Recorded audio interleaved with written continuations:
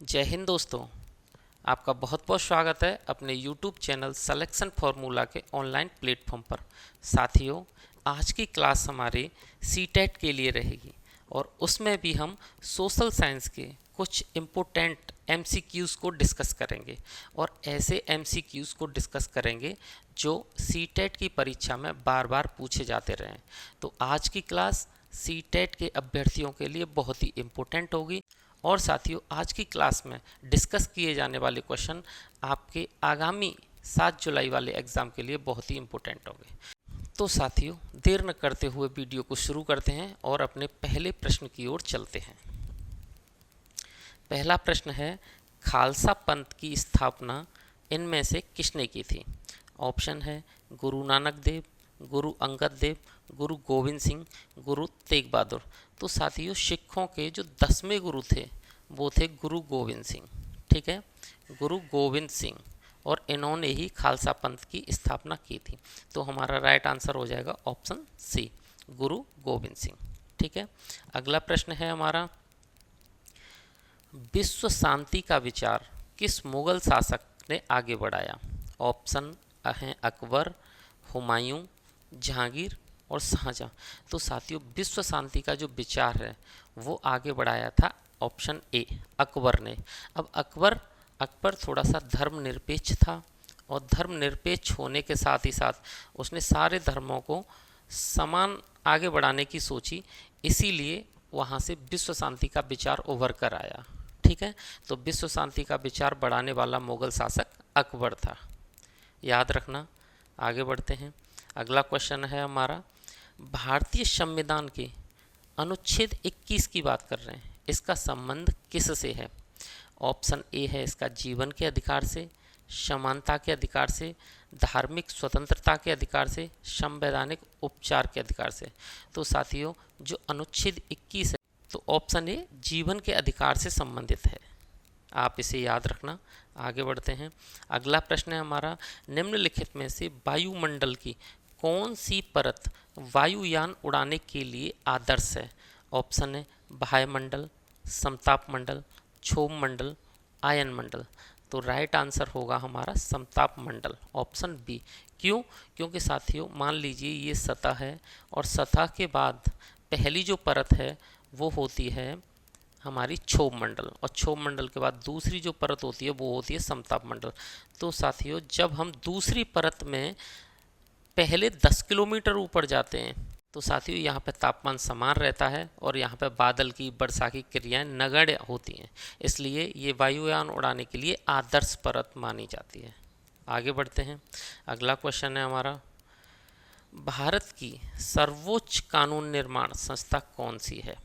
Option है संसद, राष्ट्रपति, न्यायपालिका, प्रधानमंत्री व उसके मंत्रिपरिषद। तो साथियों, बात करते हैं कानून निर्माण, हमें फोकस यहाँ करना है, कानून निर्माण पूछा है, कानून की रक्षा नहीं पूछी। अगर कानून की रक्षा पूछता तो न्यायपालिका होती, सुप्रीम कोर्ट होता, लेकिन कानून बनते कहाँ हैं? तो साथियों, आपको सबको पता होगा कि कानूनों का निर्माण संसद में होता है, पार्लियामेंट में, जहाँ पे हमारे सांसद बैठते हैं जिन्हें हम चुनकर भेजते हैं। ठीक है, तो संसद में कानूनों का निर्माण किया जाता है, ये सर्वोच्च संस्था है भारत के कानून निर्माण की। आगे बढ़ते हैं। अगला क्वेश्चन है हमारा, जब राज्य धार्मिक क्रियाओं में किसी प्रकार का हस्तक्षेप नहीं करता तो उसे कहा जाता है राजतंत्र, स्वेच्छाचारी, धर्मनिरपेक्षता, प्रभुसत्ता।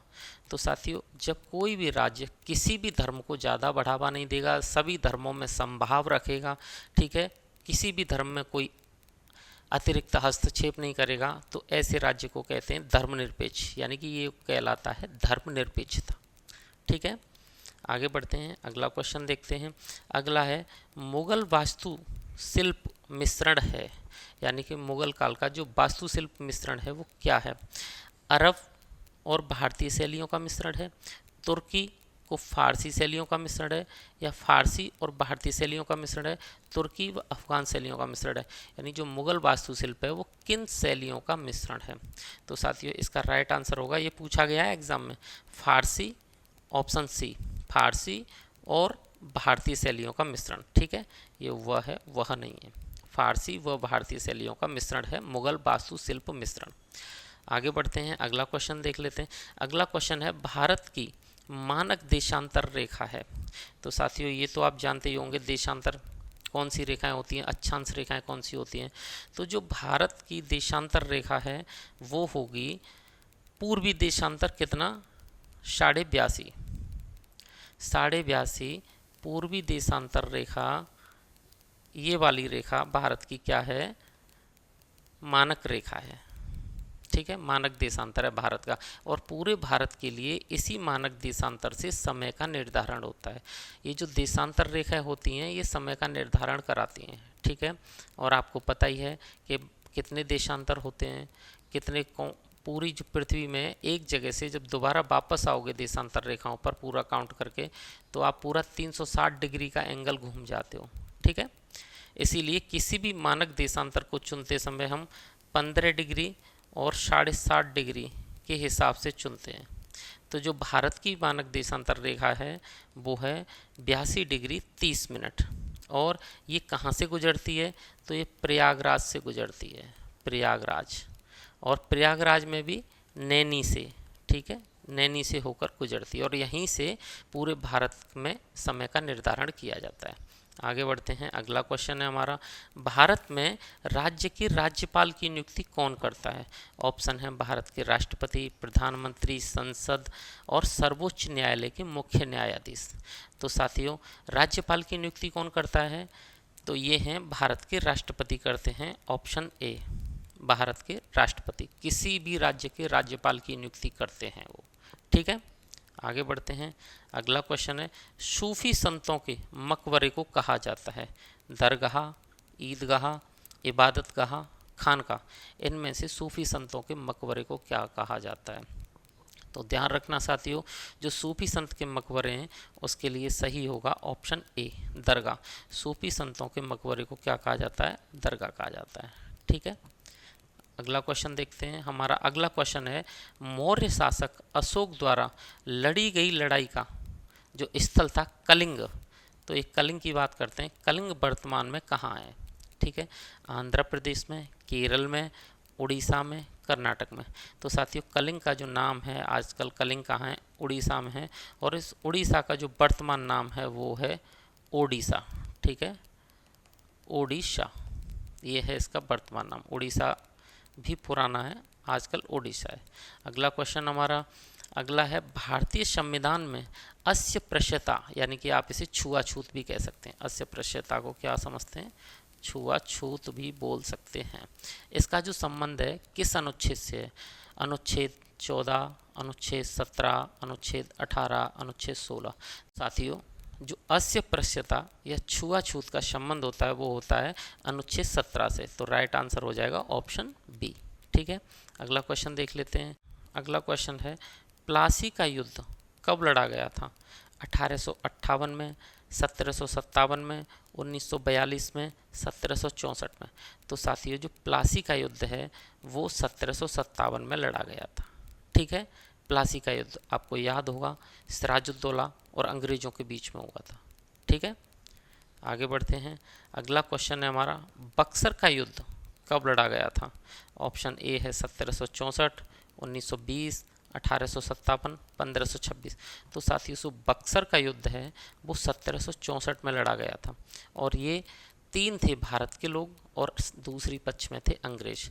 भारत के लोग कौन कौन थे, एक मीर कासिम था, एक शुजाउद्दौला और एक शाह आलम। ये तीनों लोग मिलके अपनी अपनी सेनाएं लाए थे, और उधर से सामने थे अंग्रेज। तो मीर कासिम, शुजाउद्दौला, मीर कासिम प्लस शुजाउद्दौला प्लस शाह आलम, ये 3 लोग थे एक साइड से, और दूसरी साइड में कौन थे, दूसरी साइड में थे केवल अंग्रेज। इन दोनों के बीच ये युद्ध हुआ था, दोनों पक्षों के बीच में, जिसमें अंग्रेज जीत गए थे और ये फिर भी हार गए थे। ठीक है, ये था बक्सर का युद्ध। आगे बढ़ते हैं, अगला क्वेश्चन है हमारा, तराइन का प्रथम युद्ध कब हुआ था। तो साथियों तराइन का जो युद्ध है वो किस किस के बीच में हुआ था, तो पृथ्वीराज और गौरी के बीच में हुआ था। और ये कब हुआ था, तो प्रथम की बात करें तो ऑप्शन डी 1191 में हुआ था। ठीक है, और दूसरा कब हुआ था, दूसरे की बात करें तो दूसरा हुआ था 1192 में, तुरंत 1 साल बाद ही तो उसने दोबारा अटैक किया था गौरी ने, और पहले वाले में पृथ्वीराज जीते थे और बाद में फिर गौरी जीत गया था दूसरे में। ठीक है, ये आप याद रखना। अगला क्वेश्चन है हमारा, स्वतंत्र भारत में भाषा के अधिकार पर सर्वप्रथम किस राज्य का गठन हुआ? सबसे पहला राज्य बताना है जो भाषा के आधार पर चुना गया। तो सबसे पहले है option A Andhra Pradesh, B Rajasthan, C Maharashtra और डी गुजरात। तो साथियों सबसे पहले भाषाई आधार पर जो राज्य गठित हुआ था वो है आंध्र प्रदेश। तो ऑप्शन ए हमारा राइट आंसर हो जाएगा। ठीक है, कौन सा? आंध्र प्रदेश, ये हमारा राइट आंसर होगा। आगे बढ़ते हैं। अगला क्वेश्चन है, किस काल में कर प्रथा का विशेष महत्व था? ऑप्शन ए वैदिक काल, गुप्त काल, महाजनपद काल, हड़प्पा सभ्यता। तो साथियों इन सभी ऑप्शंस में हमारा राइट आंसर होगा ऑप्शन बी गुप्त काल। गुप्त काल को स्वर्णिम काल भी कहा जाता है। यहाँ कर की व्यवस्था बहुत अच्छी थी और कर से सबसे ज़्यादा रेवेन्यू आता था। बहुत ही संपन्न साम्राज्य रहा है गुप्त काल। ठीक है, आगे बढ़ते हैं। अगला क्वेश्चन है, पृथ्वी के द्वारा सूर्य के चारों ओर परिक्रमा करने को कहा जाता है? तो साथियों आपको पता है कि जैसे मान लीजिए ये सन है, ठीक है, ये सन है, तो सन के चारों ओर एक निश्चित ऑर्बिट में क्या करती है पृथ्वी? अपना परिक्रमण करती है। ठीक है, तो ये जो परिक्रमा करती है ना सूर्य की, तो परिक्रमा से आप याद रखोगे परिक्रमण, परिभ्रमण मत कर देना। परिभ्रमण होता है पृथ्वी का अपनी ही धुरी पर घूमना। तो सूर्य के चारों ओर जब पृथ्वी घूमेगी या परिक्रमा करेगी उसे हम कहेंगे परिक्रमण। ठीक है, घूर्णन या परिभ्रमण तो केवल अपनी धुरी पर घूमना होता है, आप ये याद रखना। ठीक है, आगे बढ़ते हैं। अगला क्वेश्चन है, भारत में जो मुंडा जनजाति है वो किस क्षेत्र में निवास करती है? ऑप्शन ए है बस्तर, छोटा नागपुर, दुर्ग, कुल्लू। ये जनजातियों से जरूर क्वेश्चन पूछे जाते हैं, आप इनको अच्छे से याद करके जाइएगा। और ये क्वेश्चन मुंडा जनजाति वाला कई बार पूछा गया सीटेट के एग्जाम में। इसका राइट आंसर हो जाएगा साथियों ऑप्शन बी छोटा नागपुर। ये जो मुंडा जनजाति है कहाँ पाई जाती है? छोटा नागपुर में। अगला क्वेश्चन है, वायुमंडल में कौन सी परत सर्वाधिक ठंडी होती है? क्षोभ मंडल, समताप मंडल, मध्य मंडल, आयन मंडल। तो साथियों राइट आंसर हो जाएगा ऑप्शन सी मध्य मंडल, मीजोस्फीयर। अब इसमें क्या होता है साथियों, आपने देखा होगा कभी कभी आप आसमान की तरफ देख रहे हो, खुले में हैं, तो आपको कुछ जली हुई चीज़ें दिखती हैं, जैसे कोई जली हुई चीज़ें आई लेकिन कुछ देर में ही वो ख़त्म हो गई। तो वो जो उल्का होती हैं, जब उल्का आती हैं और उल्का आने के बाद जब हमारे मध्य मंडल में एंटर करती हैं, तो मध्य मंडल में घर्षण के कारण वो बहुत ही ठंडा होता है, सर्वाधिक ठंडा होता है। और मध्य मंडल में जो भी टेम्परेचर है ना वो -100 डिग्री सी तक हो जाता है, यानी इतना ठंडा होता है।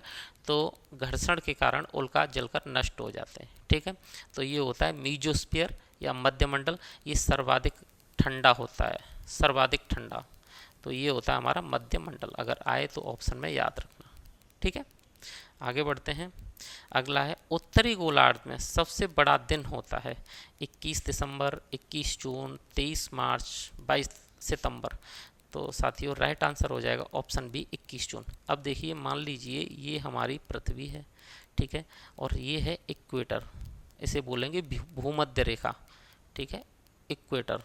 अब 23.5 डिग्री उत्तरी अक्षांश ये होती है कर्क रेखा, कर्क रेखा, और 23.5 डिग्री दक्षिणी अक्षांश ये होती है मकर रेखा। तो आपको पता है जो सूरज है वो इसी के बीच में, इन रेखाओं के बीच में ही सन की क्या होती है? मूवमेंट। सन की मूवमेंट इन्हीं रेखाओं के बीच में होती है। तो जब सूरज सीधा सीधा कहाँ होता है? इस कर्क रेखा पर होता है, ये मान लीजिए। तो जब सीधा सीधा ये उत्तरी गोलार्ध है ऊपर, ये नॉर्थ हेमिस्फीयर है ऊपर, उत्तरी गोलार्ध नॉर्थ हेमिस्फीयर, नीचे है साउथ हेमिस्फीयर।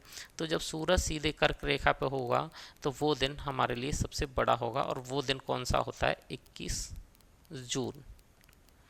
राइट आंसर हो जाएगा 21 जून। ठीक है, अगर बात आती है, क्वेश्चन ये आ जाता है कि उत्तरी गोलार्ध का सबसे छोटा दिन, तो साथियों जब सूरज मकर रेखा पर होगा, यानी कि मैक्सिमम हमसे जितना दूर जा सकता है साउथ हेमिस्फीयर में, जब सूरज यहाँ होगा, यहाँ वाली स्थिति, तो वो हमारे लिए सबसे छोटा दिन होगा।